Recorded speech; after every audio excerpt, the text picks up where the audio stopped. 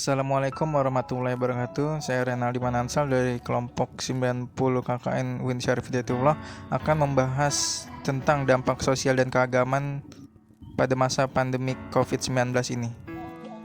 Pada masa pandemik COVID-19 ini, tidak mudah bagi masyarakat untuk menyesuaikan diri dengan berdiam diri di rumah. Maka dari itu, banyak masyarakat yang mengeluhkan keadaan ini, mulai dari sulitnya mendapatkan pendapatan untuk keseharian pada umumnya, pemutusan kerja atau PHK, ketidakbebasan dalam aktivitas di luar rumah, dan masih banyak lagi yang terjadi dalam masalah sosial. Tidak hanya itu, masyarakat juga mengeluhkan terjadinya penurunan ekonomi pada pandemik ini, sehingga masyarakat harus memikirkan bagaimana cara menstabilkan pemasukan dan pengeluaran seperti sebelum masa pandemi COVID-19 ini. Pada 11 Maret 2020, WHO telah menetapkan COVID-19 ini sebagai pandemi. Di Indonesia sendiri, kasus pertama terkonfirmasi pada Senin 2 Maret 2020. Pada fakta tersebut, menjelaskan COVID-19 ini bukan untuk diremehkan. Seiringnya menyebarnya virus ini di Indonesia, WHO menetapkannya. Maka dari itu, pemerintah telah mengeluarkan kebijakan PSBB dalam penanganan COVID-19 dengan menerbitkan Peraturan Pemerintah Nomor 21 Tahun 2020 dan Keputusan Presiden Nomor 11 Tahun 2020.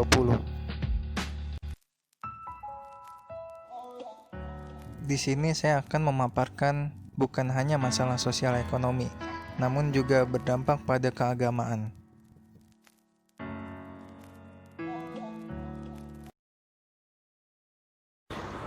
Subhanal Malikil Ma'bud, Subhanal Malikil Mawjud, Subhanal Malikil Hayy alladhi la yanamu wa la yamutu wa la yafutu abada. Subuhun Quddusur Rabbuna wa Rabbul Malaikati war-Ruh. Subhanallahi walhamdulillahi wa la ilaha illallah wallahu akbar wa la hawla wa la quwwata illa billahil aliyyil azim. Allahumma salli ala sayyidina Muhammad. Allahumma salli ala sayyidina wa maulana Muhammad. Allahumma salli ala sayyidina wa nabiyyina wa habibina wa syafi'ina wa zukhrina wa maulana Muhammad.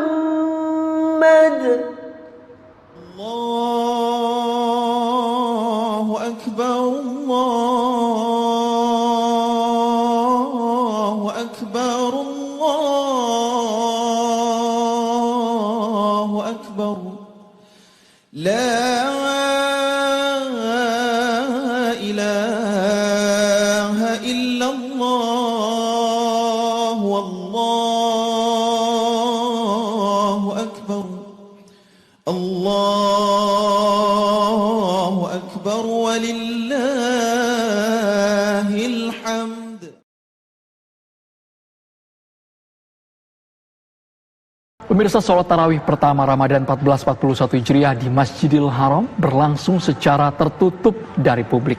Sholat hanya dihadiri oleh ulama dan staf Masjidil Haram.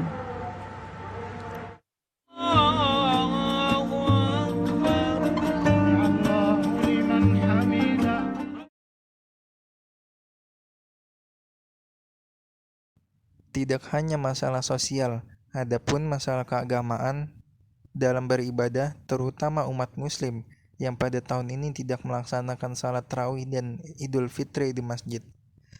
Hal ini juga ditetapkan oleh pemerintah daerah dengan memutuskan untuk salat masing-masing di rumah bersama keluarga. Bahkan MUI memfatwakan sesuatu permasalahan dalam menimbang pelaksanaan salat tarawih dan sholat Idul Fitri. Selain itu, MUI juga memberikan surat himbauan di setiap masjid untuk tidak melakukan salat Jumat selama 4 minggu. Hal ini diputuskan secara bersama-sama dengan para alim ulama dengan berpegang teguh pada Al-Quran dan hadis.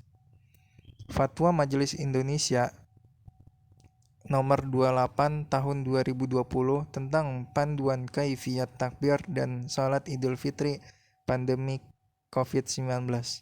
Pada umumnya, salat Idul Fitri hukumnya sunnah muakkadah dan dilakukan berjamaah, baik laki-laki maupun perempuan. Tetapi dilihat dengan situasi dan kondisi yang seperti saat ini, tidak memungkinkan dilaksanakan secara berjamaah di masjid atau lapangan. Bahkan lebih besar resiko penularan COVID-19. Maka dari itu, MUI menetapkan hukum kaifiyat takbir dan salat Idul Fitri. Mungkin sampai di sini pembahasan saya, mulai dari pembahasan umum sampai pada pembahasan yang sesuai dengan jurusan saya, yaitu perbandingan mazhab.